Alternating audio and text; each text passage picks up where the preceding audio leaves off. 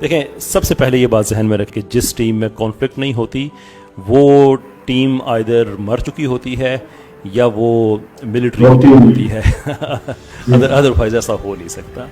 دنیا کی بہت intelligent companies political parties even وہ آرٹیفیشلی ٹیمز کے اندر کلیش پیدا کرتی ہیں. It has to be their.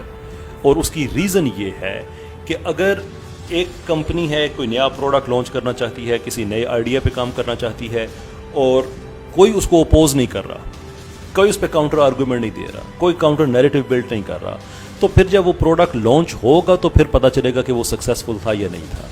لیکن جب آپ کی ٹیم کے اندر آپ ایک کلیش تیار کریں گے اور لوگ آپس میں ایک دوسرے کے ساتھ بحث کریں گے, ایک دوسرے کو کاؤنٹر کریں گے, تو جو اوپر بیٹھی لیڈرشپ ہے انہیں پتہ چل جاتا ہے کہ یہ ہم ٹھیک سمجھ میں جا رہے ہیں غلط سمجھ میں جا رہے ہیں. تو یہ تو آرٹیفیشلی کریٹ کیا جاتا ہے, یہ تو بلیسنگ ہوتی ہے, نعمت ہوتی ہے کہ آپ کی ٹیم میں کلیش ہو. ہاں وہ کلیش نہیں ہونا چاہیے جو آپ کی ٹیم کی ٹانگیں ہی کھینچ لے, یہ نہیں ہونا چاہیے.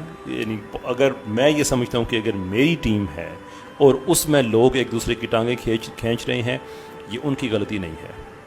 It's not their fault, it is my fault. یہ میری غلطی ہے اس لیے کہ میں انہیں وہ ماحول ہی نہیں دے سکا جس میں وہ اتنے کانفیڈنٹ ہوں کہ سیاست کر کے ایک دوسرے کی وہ ٹانگیں نہ کھینچیں, بلکہ کوئی جینون ایشو ہے تو جو کہنا چاہ رہا ہے وہ بھی جینون طریقے سے کہہ سکے اور جس کے بارے میں کہا جا رہا ہے وہ بھی کھلے متھے کھلے دل کے ساتھ اس کو سن سکے.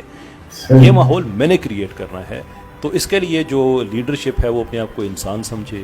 وہ بھی ایک انسان ہے. لیڈر ہونے کا بالکل مطلب یہ نہیں ہوتا کہ آپ کوئی نبی بن گئے ہیں یا آپ خدا بن گئے ہیں. It doesn't mean that. what it does mean is کہ آپ پہ ذمہ داری زیادہ آ گئی ہے, صرف آپ کے پاس اسٹیٹس نہیں آیا, ذمہ داری زیادہ آئی ہے.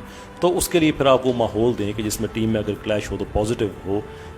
نیگیٹیوٹی اگر آپ خود پھیلا رہے ہیں then there is no point in having the team or being their leader.